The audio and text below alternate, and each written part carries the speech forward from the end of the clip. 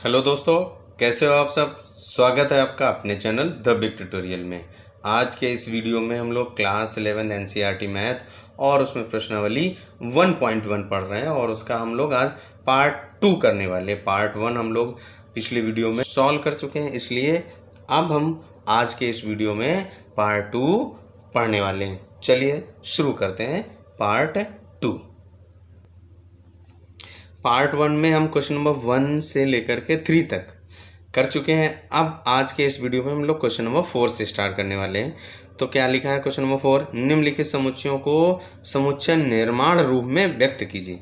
यानी कि देखिए क्या है, ये हमारे किस में लिखे हैं, रोस्टर रूप में लिखे हैं और हमें इसको क्या करना है, निर्माण रूप में लिखना है। तो चलिए सॉल्व करते हैं। अब देखिए जो हमारा ये क्वेश्चन नंबर चौथे का पहला पार्ट क्या लिखा है, ए इज इक्वल टू, हमने ए मान लिया, ए इज इक्वल टू 3, 6, 9, 12। अगर आप इसको ध्यान से देखेंगे क्या है, ये 3 का पहाड़ा लिखा, 3 एकम 3, 3 दूनी 6, यानी कि 3 गुणे 1, 3 गुणे 2, 3 गुणे 3 और 3 गुणे 4 लिखा है। अब हमें क्या करना, निर्माण रूप में यानी नियमबद्ध तरीके से लिख दीजिए। निर्माण रूप में क्या हो जाएगा, ए इक्वल टू क्या हो जाएगा, एक्स, और जहाँ पे एक्स डैश जो सच दैट एक्स आपका क्या है, 3 के पहाड़े में है तो 3n लिख दिया।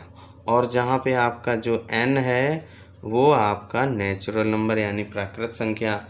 और जो n का मान कहाँ तक, देखिए 3 एकम 3, 3 चौको 12, 4 तक है।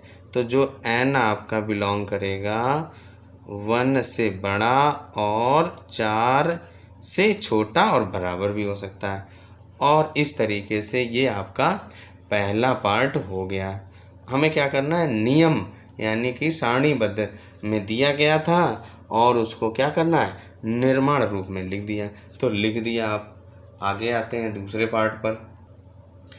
अब देखिए जो दूसरा क्वेश्चन क्या लिखा है, 2, 4, 8, 16, 32। अगर आप इसको ध्यान से देखें, 2 का 1 बार वो किया गया, 2 का 2 बार, 2 का 3 बार किया गया गुणा, 2 का 4 बार और 2 का 5 बार। तो इसको हम ऐसे भी तो लिख सकते हैं, 2 की पावर 1 और 4 को क्या लिख सकते हैं, 2 की पावर 2 और 8 को 2 की पावर 3 और 16 को 2 की पावर 4 और 32 को क्या लिख सकते हैं, 2 की पावर 5। ऐसे भी तो लिख सकते हैं। अब इसको ये सारणी रूप में है तो अब हम इसको नियम रूप में लिख देंगे। क्या हो जाएगा, देखिए x ले लिया और x कैसे लिया, such that x is equal to 2 की पावर n। और जहाँ n आपका प्राकृतिक संख्या है यानी कि नेचुरल नंबर, और जो n है आपका वो क्या है, 1 और कहाँ तक जा रहा है, 5 तक। इसके बाद जो है 1, 2, 3, 4, 5 तक जा रहा है। और ये आपका क्या हुआ कि 1 से बड़ा और 5 से छोटा और बराबर भी है। अब देखिए जो तीसरा भाग इसका क्या कह रहा है, 5, 25, 125, 625।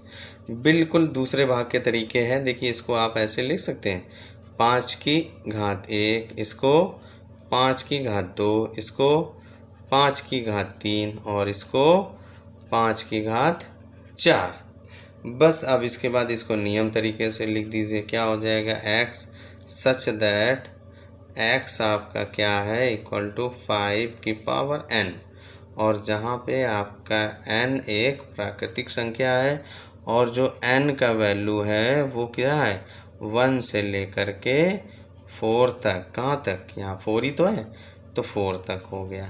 और इस तरीके से निर्माण रूप में लिख गया। आते हैं अगले पार्ट पर। जो चौथा भाग क्या लिखा है, 2, 4, 6, 8, फिर ऐसे आगे 10 होगी, 12, 14, 16, इस तरीके से बढ़ते चले जाएंगे। तो अगर आप देखें ये क्या है, सभी सम संख्याएं लिखी हैं। तो क्या हो जाएगा, x सच दैट x एक सम संख्या है। x क्या है, सम संख्या है। और बस यही हो गया आंसर। अब देखिए इसका जो पांचवा भाग क्या लिखा है, 1, 4, 9 डैश डैश डैश 100 तक लिखा है। तो इसको हम देखिए, अगर आप ध्यान से देखें तो इसको क्या लिख सकते हैं, 1 की पावर 2, इसको 2 की पावर 2, इसको 3 की पावर 2 डैश डैश 10 की पावर 2।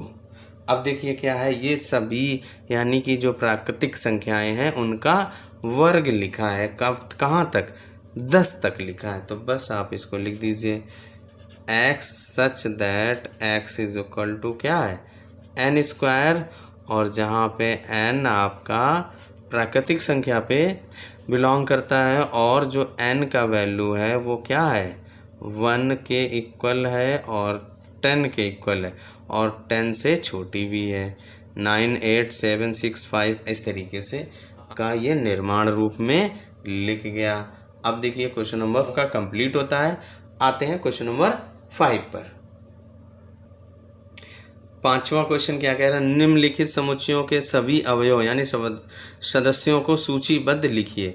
अभी तक देखिए जो चौथा सवाल हम लोगों ने क्या किया था, ये आपके सूचीबद्ध में लिखे थे और हमने क्या किया, नियम यानी कि समुच्चय निर्माण रूप में लिख दिया। अब हमें क्या है, इसका जस्ट उल्टा करना है। तो चलिए सॉल्व करते हैं। अब देखिए जो पहला हमारा क्या लिखा है, a equal to x such that x एक विषम प्राकृत संख्या है। तो जैसे हमने ये लिया था, कौन सा, चौथा क्या लिया था, सम। अब यहाँ पे विषम हो गया, बस विषम संख्या लिख देनी है। विषम 1 3 5 7 9 इस तरीके से लिख देनी है, बस हो गया हम लोगों का। पांचवें का पहला पार्ट क्या है, x और x एक विषम प्राकृतिक संख्या है। तो क्या लिख देंगे, a इक्वल टू विषम आपकी कौन सी संख्याएं होती हैं, 1 होता है, 3 5 7 9 डैश डैश डैश डैश आप आगे बढ़ते चले जाएंगे और इस तरीके से फर्स्ट पार्ट हो जाता है। अब देखिए जो दूसरा पार्ट क्या कह रहा है कि x एक पूर्णांक है और x का मान -1/2 से ज़्यादा और 9/2 से कम। अब देखिए इसको मैं ऐसे लिख सकता हूँ क्या, -1/2 को हम लोग क्या ले सकते हैं, 0.5 और x और ये क्या है 4.5 लिख सकते हैं। भाग कर दिया इनको, दशमलव बदल दिया। अब देखिए क्या है, -0.5 और 4.5 के बीच के पूर्णांक लिख दीजिए। क्या होगा, देखिए 0 होगा, पूर्ण संख्याओं में 0 से शुरुआत होती है। तो 0 फिर 1 होगा, 2 होगा, 3 और 4। देखिए 4.5 से छोटा, तो 4 आपका 4.5 से छोटा है।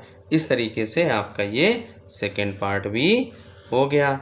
आते हैं थर्ड पार्ट पर।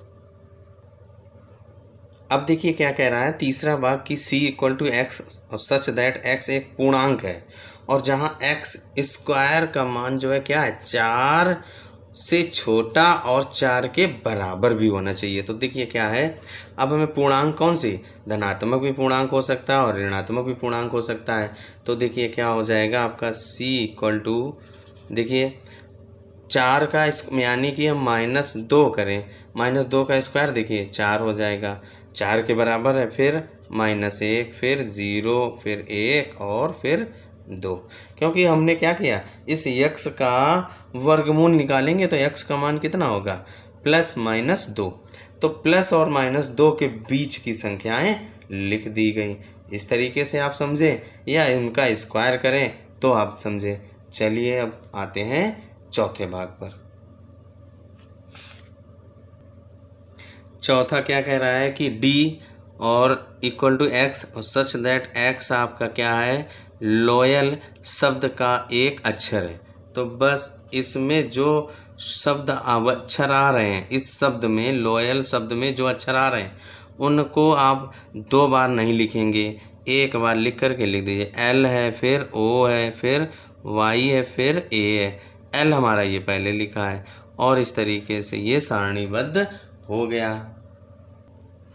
अब देखिए जो पांचवा क्या कह रहा है, E इक्वल टू एक्स और सच दैट x आपका क्या है, वर्ष का एक ऐसा महीना है जिसमें 31 दिन नहीं होते हैं।